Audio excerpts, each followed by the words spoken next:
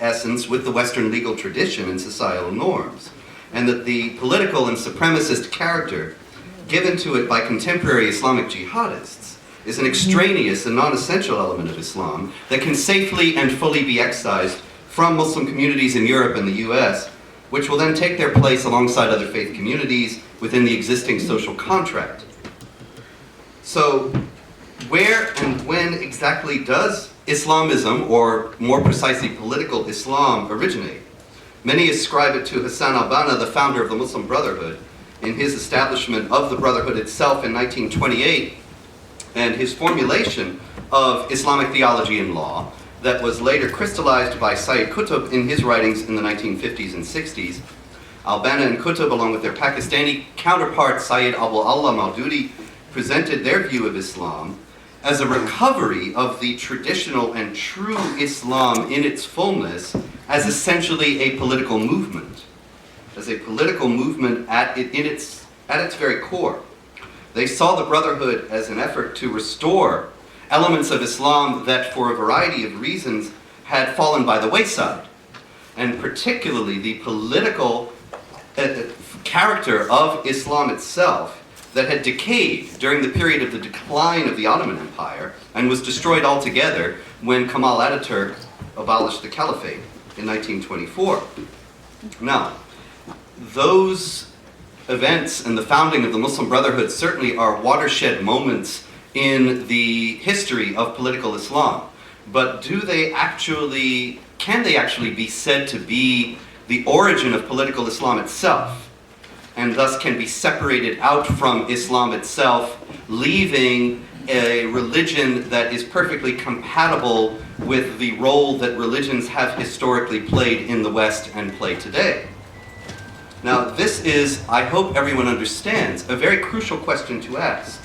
It is very important to understand the relative relationship between Islamism and Islam, or political Islam and religious Islam, because involved in this answer are all manner of policy decisions that flow from the differing assumptions that one may have.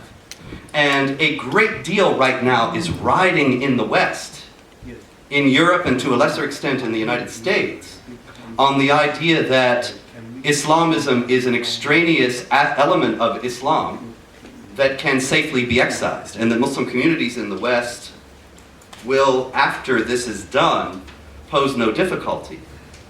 A great deal of policy has been built on that assumption. And so, the one thing that has not been done is to examine that assumption itself and to assess whether or not it's true. It would seem to me that should have been done in the first place before the policies were made, but since we're now in an age when first we'll pass the bill and then we'll read it, it perhaps is in line with the prevailing political culture. Now, no one, of course, wants to face this question. No one really wants to ask this question because it appears to involve us in some very ugly implications.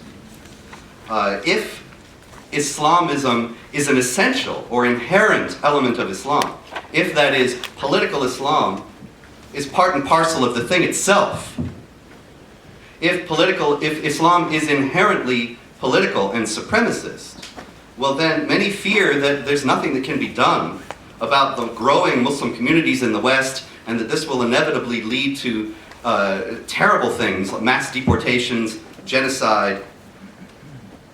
These things have prevented, these fears have prevented people from looking at this question realistically and squarely. But it is never sound policy to base one's actions on the fear of what may happen if something is true. If the truth is true, then it is what it is, and we have to deal with it. And there are any number of positive steps that can be taken in line with Judeo-Christian values and with the legal tradition of the West that have nothing to do with mass deportation or genocide or any other terrible moral evil. And yet, none of the steps that can be taken that would be realistic and in line with our traditions can be taken unless we face this problem realistically to start with.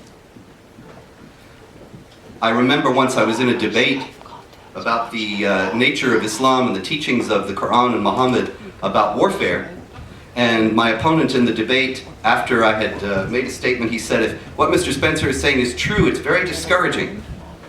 And based his response on the fact, not that it was false, but just that it was difficult, it was depressing. And it's certainly true that in America especially, we always want solutions.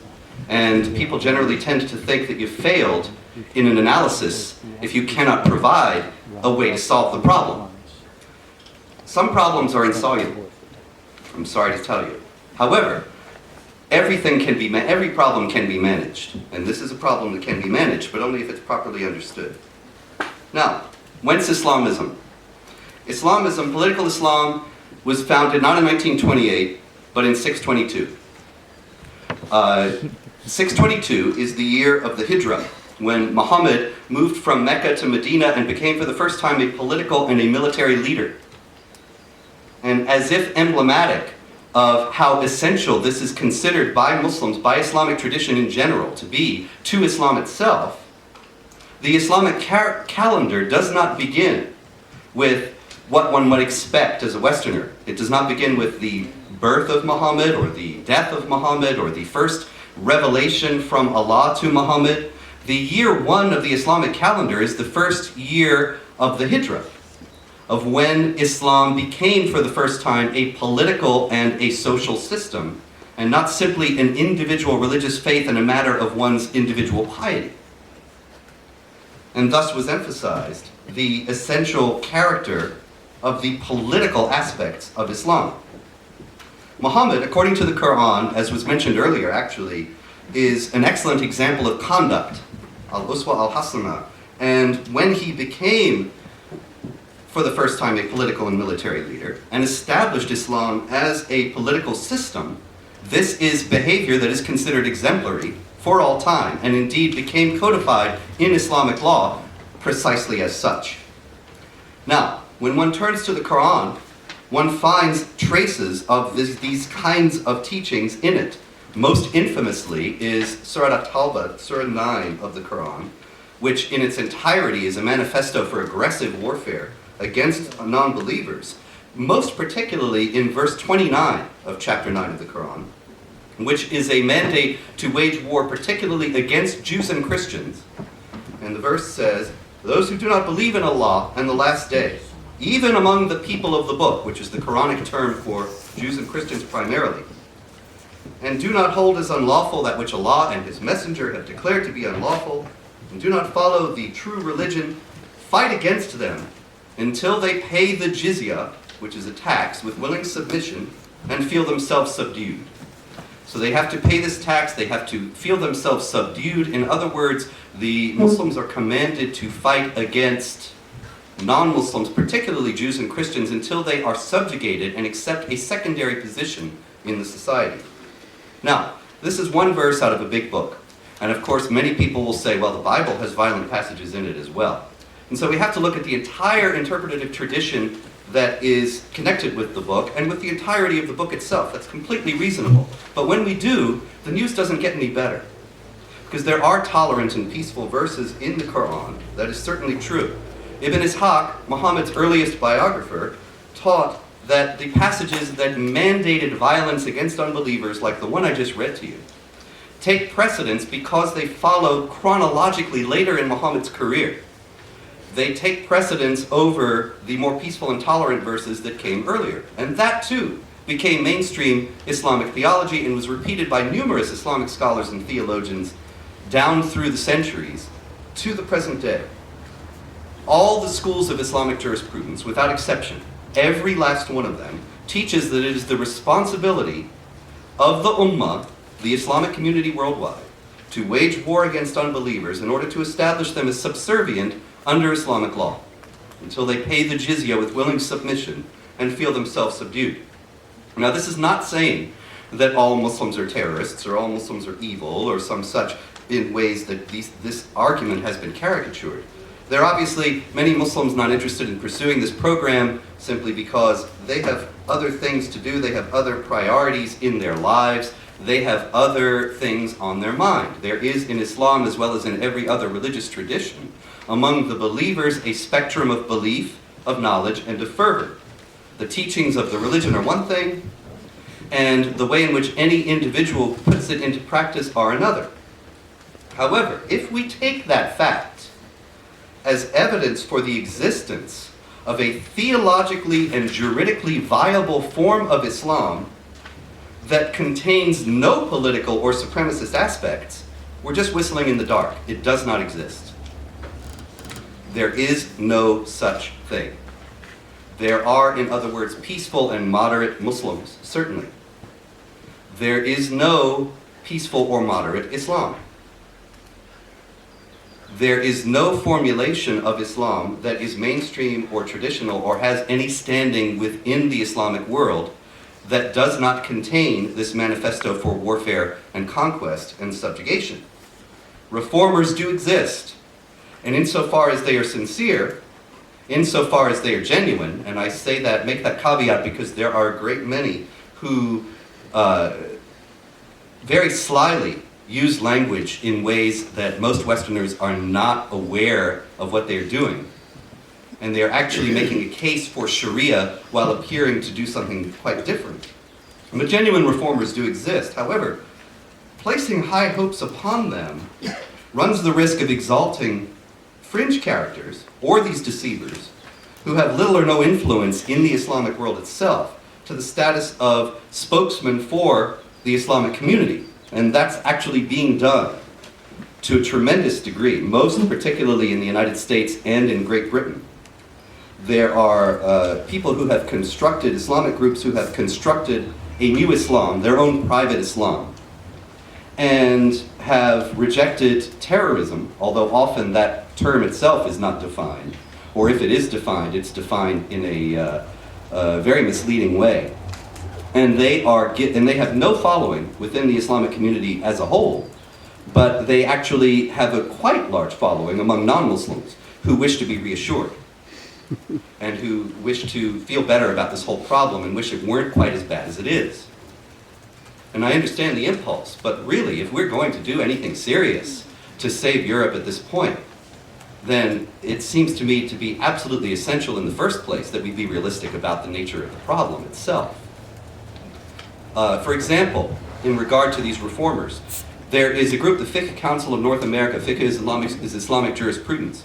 And the Fiqh Council of North America has issued, on several occasions actually, with great fanfare and tremendous enthusiastic press coverage, a condemnation of terrorism. And it sounds great. Muslims condemn terrorism. We have nothing to do with any of this. Read the document, and there is a condemnation of attacks on innocent civilians. Read the Quran, there is no indication anywhere in all its many, many, many denunciations of unbelievers that the unbelievers are innocent. There is no such concept within traditional Islamic teaching. The unbelievers are not in good faith. They never act in good faith. It is actually a very widespread element of Islamic theology that non-Muslims know full well that Islam is true, but they refuse to accept it, and they refuse to become Muslims out of a desire for financial gain or social status or some other base motive. There's even a story in Islamic tradition of a delegation of Christians who went to see Muhammad, the prophet of Islam. And along the way, on the way, the leader of this delegation of Christians, he turns to the rest of them and he says, "We know this man is a prophet.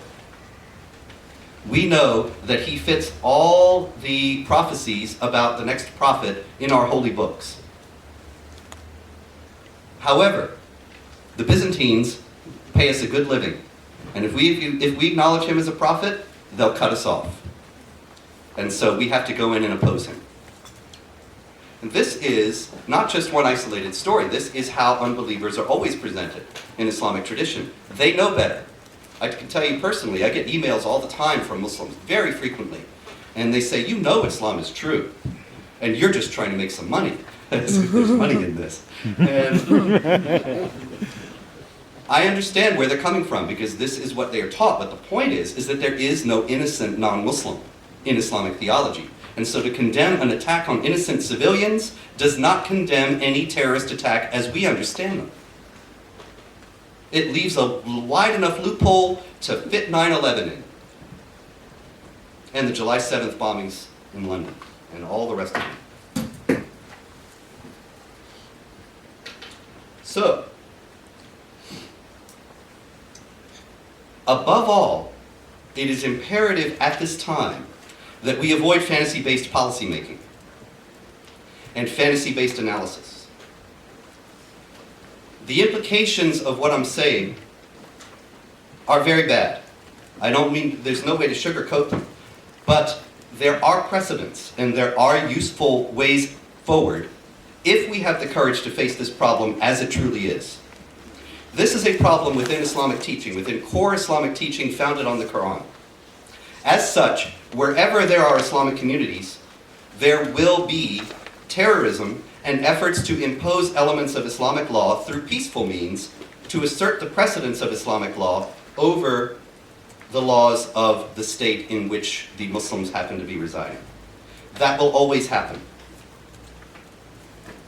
Now, 1945, the MacArthur government, the occupational government in Japan, issued an edict saying that Shinto, the religion of the Japanese that had fueled Japanese imperial militarism in World War II, would have no interference from the United States occupying forces as an expression of individual piety, as the religion of any Japanese citizen. No interference whatsoever from the government. However, Shinto would have no role in the government or in the schools. And the distinction was made, it was imposed from without, that Shinto would have no way to express the political militarism that had led to World War II in the first place. Now, the United States, Great Britain, Europe are all facing a very similar problem with growing Muslim communities asserting political and societal notions that are at variance with our ideas of the freedom of speech, the freedom of conscience, the equality of rights of women with men, the equality of rights of all people before the law. If our governments had the courage to stand up and say that any assertion of these political aspects of Islam that are at variance with our existing laws will be considered to be seditious. Under existing sedition laws, there would be a tremendous amount of progress made on this problem. But, of course, we're nowhere near that because we can't even admit that there are such initiatives going on from the Islamic communities as such. And so, as long as this unrealism persists, then the difficulties, the cognitive dissonance will continue to grow. And as long as the cognitive dissonance continues to grow, so also will the assertiveness and belligerence of the Islamic communities in the West, because they will see that we are not able and not willing to take the decisive steps necessary to do anything serious to stop them. Thanks very much.